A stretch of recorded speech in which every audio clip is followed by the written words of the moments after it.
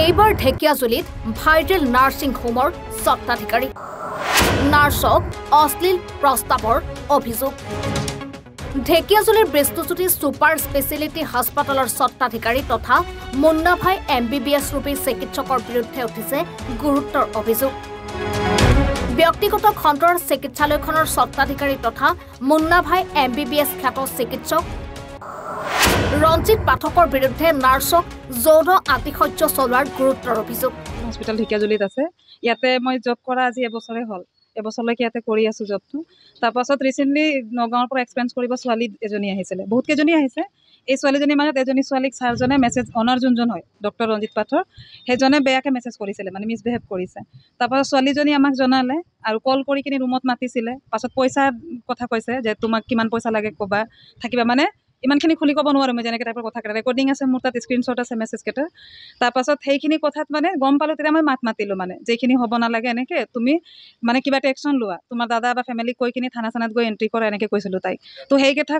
ছোৱালীজনী চাগে ক'লে ছাৰজনক তাৰপাছত এইটো হৈ কিনি নৰ্মেল হৈ গ'ল তাৰপাছত মোৰ নাইট শ্বিফ্ট চলি আছিলে মই নাইট অফটো পালোঁ ছেটাৰডে তাৰপাছত ঘৰত গুচি গ'লোঁ মই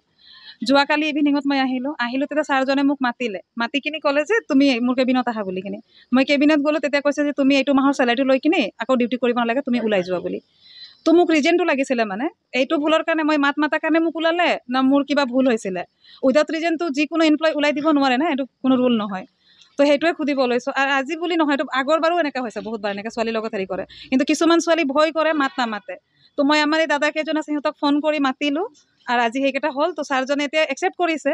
যে আৰু নকৰোঁ এনেকৈ বুলি কিনি তো নাজানো নেক্সট টাইম আৰু কৰে নে নকৰে সেইটো জানে আৰু ক্ষমা খুজিছে দাদাহঁতৰ ওচৰতে কৈছে সিহঁতে যেতিয়া ৱাৰ্ণিং দিছে যে আৰু নেক্সট টাইম মানে শুনিব নালাগে তো হস্পিটেলখন বন্ধ কৰাম বুলি কিনি তেতিয়া সেই তেখেত কৈছে যে আৰু নকৰোঁ এনেকৈ বুলি কিনি আৰু হস্পিটেলতে মদ খাই পাৰ্টি কৰে ৰুমত পাৰ্টি কৰে মদ খায় ছোৱালী লৈ যায় ৰুমত তেনেকুৱা মানে আৰু ব্যৱহাৰ পাতি একেবাৰে ভাল নহয় ছাৰজনৰ ছোৱালীৰ লগত মানে ভাল বিহেভ নাই আৰু এনি টাইম ড্ৰিংক থাকে নাচা কৰি থাকে তেনেকুৱা অঁ আৰু কিছুমান ছোৱালী ভয় কৰে আমাৰ ছোৱালীকেইটাই আছে ভয় কৰে নামাতে আৰু সেইটো হৈছে আমি বহুত দিনৰ পৰা সহ্য কৰি আছিলোঁ কিছুমান আমি ধৰ ঘৰত বাবা কামাই আছে আমি খাই দিম কিন্তু কিছুমানৰ ঘৰ চলি আছে ইয়াতে জব কৰি কিনে সেইটো মজবুৰিটো কৰে আৰু উইদাউট ৰিজন মানে বহুতখিনি ছোৱালীক চাই আৰু ওলাই দিয়ে তাৰ কথা যদি একচেপ্ট নকৰে তেনেহ'লে ছোৱালীক ওলাই দিয়ে অঁ সেইটোৱে এনেকুৱা প্ৰস্তাৱ দিয়ে আৰু মাতিলে যাব লাগে তাৰ কথা মতে যদি চলে তেতিয়াহ'লে মানে একো ৰিজন নাথাকে ৰাখিব গোটেই জীৱনটো যিমান দিন হস্পিটেলখন চলে ৰাখিব আৰু যদি তাৰ কথা নামানে তেতিয়াহ'লে পটককৈ উইদাউট ৰিজন ওলাই দিয়ে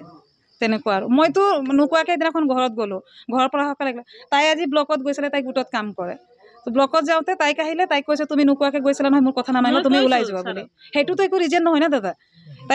তাই কৈছে যে ছাৰ মোৰ ব্লকত কাম আছে কিবা এটা গোটৰ কাৰণে মই গৈ আছোঁ বুলি মানা কৰিছিলে তেখেতে তাই পাছতো গ'লে যে মাতি আছে মোক বিঅ'য়ে বুলি কিন্তু ছাৰে কৈছে যে নাই বোলে মোৰ কথা কাটি কিনি গৈছা নহয় তুমি ওলাই যোৱা তাইৰ লগত বুলি তো সেইটোৱে মানে আমাক এইটো ন্যায়টোতো লাগিবই আৰু মানে মই নিবিচাৰোঁ আৰু যে আমাৰ লগত যিকেইটা হৈ আছে বা এই ছোৱালীজনীৰ লগত হ'ল যে আৰু কোনোবা যোন জাতিৰে ছোৱালী হওক কাৰো লগত এইটো হ'ব নালাগে অন্যায়টো সেইটোৱে অভিযোগ মতে সহপাঠী নাৰ্ছক যৌন আতিশয্য চলোৱাৰ প্ৰতিবাদ কৰাৰ বাবে আন দুগৰাকী নাৰ্ছকো চিকিৎসালয়খনৰ পৰা চাকৰিৰ পৰা অব্যাহতি দি বাহিৰ কৰি দিয়ে স্বত্বাধিকাৰী ৰঞ্জিত পাঠকে উক্ত ঘটনাক কেন্দ্ৰ কৰি তীব্ৰ প্ৰতিক্ৰিয়াৰ সৃষ্টি হৈছে সমগ্ৰ অঞ্চলত আৰক্ষী থানাত নাৰ্ছিং হোমখনৰ স্বত্বাধিকাৰী ৰঞ্জিত পাঠকে ভৱিষ্যতে নাৰ্ছগৰাকীক অশ্লীল প্ৰস্তাৱ নিদিওঁ বুলি ক্ষমা বিচাৰি লিখিতভাৱে প্ৰদান কৰে যদিও আদিবাসী ছাত্ৰ সন্থা চমুকৈ আশা আৰু আচ্ছাই নিশাৰ ভাগত তীব্ৰ উত্তেজনাৰ সৃষ্টি কৰে চিকিৎসালয়খনত আনহাতে বৃষ্টজ্যোতি ছুপাৰ স্পেচিয়েলিটি হাস্পাতালৰ স্বত্বাধিকাৰী তথা মুন্নাভাই MBBS খ্যাত চিকিৎসকৰ নাৰ্ছগৰাকীলৈ কৰা অশ্লীল হোৱাটছএপ মেছেজ কল ৰেকৰ্ডিং তথা চিকিৎসালয়খনৰ পৰা অব্যাহতি দি বাহিৰ কৰি দিয়াৰ বাবেই ক্ষোভিত হৈ পৰিছে স্থানীয় ৰাইজৰ লগতে আদিবাসী ছাত্ৰ সংগঠন আশা আৰু আচ্ছা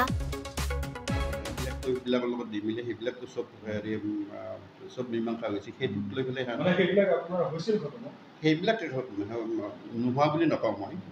স্বীকাৰ কৰিছোঁ কাৰণ সেইদিনা মোৰ ষ্টাফো আছিল মোৰ ডক্টৰ 3-4জনমান আছিল অকল হেৰি অকলে পাৰ্টি কেতিয়াও মই কৰা নাই মই অকলে পাৰ্টি নকৰোঁ তেনেকৈ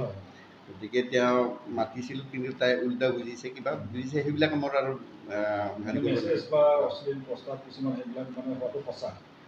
সেইবিলাক এতিয়া সঁচা বুলি ক'ব লাগিব, যিহেতুকে তাই মেছেজবিলাক হেৰি কৰিছে। তাৰপৰা সেইটোক লৈ পেলাই আমাৰ এই দুইজনীক মই সিহঁতক সেইটোক লৈ দুজনেই নহয়, সিহঁতৰ এইটোৰ লগত মই কোনো উল্লেখেই নাই। কাৰণ মই আজি বুলি নহয়, আজি বহুদিনৰ আগৰ পৰা সিহঁতক বাৰে বাৰে কৈ আছোঁ যে ইয়াৰ পৰা নাই, তেনেকৈ গ'লে মোক কমচে কম জনাব লাগিব। এখন হস্পিটেল ভাল কৰিবৰ কাৰণে, মানুহক ছাৰ্ভিচ দিবৰ কাৰণে কৈছোঁ। আৰু প্ৰত্যেক এইকেইটা ছোৱালী তাৰমানে কি বহুদিন গালি খাইছে মোৰ পৰাই, সিহঁতে হেৰি নকৰে, আনকি কেনুলাটো দিব নাজানে, কেনুলাইটো দিব নাজানে, মানুহক ভালদৰে ব্যৱহাৰ কৰিব নোৱাৰে। গতিকে সেইবিলাক ছোৱালীক মইতো তেনেকৈ ৰাখি যুক্তি নহয়, তথাপিতো ৰাখিছোঁ। এটা তাৰমানে কি যে লাহে লাহে শিকিব। মই ওচৰত যদি যাওঁ সিহঁতে এটা ইনজেকশ্যনো দিব নোৱাৰে, এনেকুৱা হয়। মই যদি যাওঁ, যে মই নাথাকিলে বাৰু ঠিকেই থাকে বুলি নাজানো, কাৰণ কিমানটা কমপ্লেইন আছে মোৰ তাতে যে এই বাৰে বাৰে খুচি থাকে, বাচ্চাবিলাকক কেনেকৈ হেৰি কৰিব নোৱাৰি নহয়। সি মানে সিহঁতক গালি পাৰি পেলাই হেৰি ইনজেকশ্যন নিদিয়া কৰি গুচি যায়। গতিকে সেইবিলাক মইতো হেৰি কৰিব নোৱাৰোঁ। হস্পিটেলখনৰ কথা আছে, বহুত কথা আছে। গতিকে তেনেকৈ মোৰ যিমান পাৰোঁ হস্পিটেলখন ভালে ৰাখিবৰ কাৰণে চেষ্টা কৰি আছোঁ। আৰু আজি বুলি নহয়, এনেকৈ হস্পিটেল আগবাঢ়ি যাই আছে। গতিকে সেইটোৱে আৰু কথা, বেলেগ একো নাই।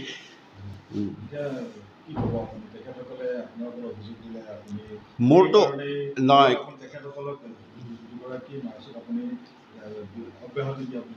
অব্যাহতি দিছোঁ এইকাৰণে মোৰ কথা, কাৰণ মোৰ হস্পিটেলত যেতিয়া মোৰ কথা নুশুনে, নুশুনাততো আৰু মই উপায় নাই, ওলাই দিবই লাগিব। বাকীবিলাকতো ছোৱালী আছে, সেইটোৰ লগত কোনো ৰিলেশ্যনে নাই। সেইবিলাক সিহঁতেতো দিব পাৰে, আপোনাৰ ধৰক বেলেগে যিমানে নকওক, কিন্তু আজিৰ ক্ষেত্ৰত মই সেইটোৱে কৈছোঁ। আৰু এজনীকতো মই যাব দিয়া নাছিলোঁ, তাই নিজেই তাৰমানে কি সংগঠনৰ হেৰিক লৈ পেলাই মোক মানে নিজেই দম দিয়ে, কি কৰি আছোঁ চাই লওঁচোন বাৰু। সেইবিলাক দম দিলে আপুনি সহ্য কৰিব নেকি? কোনো সহ্য কৰিব নোৱাৰে। মোৰ তাতে কাম কৰা ছোৱালী, মই মালিক এজনক যদি সেনেকৈ দম দিব পাৰে, গতিকে সেইজন ছোৱালীক মই ৰাখিম নেকি? মই বুলি নহয়, আপোনালোকে ৰাখিব নেকি? কওক আপোনালোকে। 22 মে'ত কলিয়াবৰৰ এজনী ছোৱালী আমাৰ এই বিষ্ণুজ্যোতি ছুপাৰ স্পেচিয়েলিটি হস্পিটেলৰ যিজন অনাৰ ডক্টৰ ৰঞ্জিত পাঠকদেৱে তেখেতক অশ্লীল বাৰ্তা প্ৰেৰণ কৰে, অশ্লীল অডিঅ' প্ৰেৰণ কৰে। তেওঁক ৰুমলৈ মাতে, টকা পইচাৰ অসুবিধা হ'লে তেওঁৰ পৰা মানে সহায় ল'ব কয়, আৰু দৰমহা পাতি চিন্তা কৰিব নালাগে, তেখেতক প্ৰমোচনৰ কৰোৱাৰ কথা চিন্তা কৰে। এনেকুৱা ধৰণৰ মন্তব্য দিয়াৰ পিছত আমাৰ স্থানীয় আমাৰ ৰঙাপাৰাৰ পৰা আমাৰ ভণ্টি দুজনী, এজনী আমাৰ তিনিখুৰীয়া চাহ বাগিচাৰ আৰু এজনী আমাৰ ৰঙাপাৰাৰ, ইহঁতে উক্ত কথাটোত মানে কিছুদিন ধৰি মানে তেওঁলোকে প্ৰতিবাদ জনাইছিলে। এই প্ৰতিবাদ জনোৱাত কোনো কাৰণ নোহোৱাকৈ দীপিকা তাঁতীক আৰু আমাৰ ভণ্টি এজনীক তেওঁলোকে আজি অনাৰে নিজৰ খুচিত মানে তেওঁলোকক বিদায় দিব বিচাৰিছে, অব্যাহতি দিছে তেওঁলোকে জবৰ পৰা। সেই কেছটো লৈ হয় কলিয়াবৰৰ ছোৱালীজনীৰ ঘটনাটো লৈ আজি এওঁলোক দুজনক সেইটো পানিছমেণ্ট দিছে। আচলতে কোনো কাৰণ নোহোৱাকৈ তেওঁলোকক কৈছে যে আপুনি ওলাই যাব, আপোনালোকে দুইজনে ইয়াৰ পৰা ওলাই যাওক, কৈছে দৰমহা পাতি লওক আৰু ওলাই যাওক। এনেকুৱা ধৰণৰ হোৱাত আমাক যেতিয়া আমাৰ ভণ্টি দুজনী আমাক যেতিয়া জনালে, আমি আটছা আৰু আচাৰ সচেতী দল আহি তেওঁক আজি আমি প্ৰশ্ন সুধিলোঁ যে আপোনাৰ আমি বহুত কমপ্লেইন পাইছোঁ, আপোনাৰ নিজৰ ৰুমতে নাৰ্ছ আৰু আমাৰ ৱাৰ্ড বয় সকলোকে মাতি আপুনি মদ শ্বেয়াৰ কৰে, আপুনি চিগাৰেট স্মকিং কৰে পেচেণ্টৰ ওচৰত। আমি সকলো ধৰণৰ তেওঁক যেতিয়া কৈছোঁ, তেখেতে আজি নিলাজ হৈ আমাক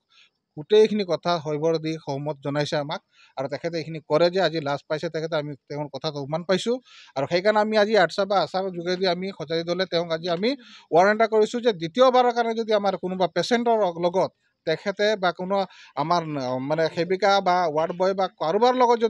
যদি এনেকুৱা মিছবিহেভ কৰি থাকে, কিন্তু আমি শান্ত হৈ নাথাকি আমি সজাতি দল ইয়াৰ পৰা গোটেই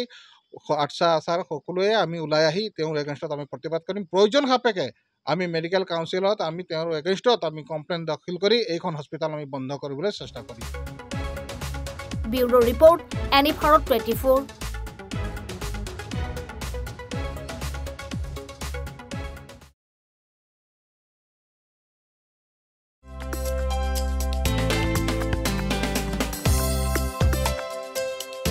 আপোনাৰ ঘৰখন আৰু অফিচ চালে চকুৰুৱাকৈ সজাওক।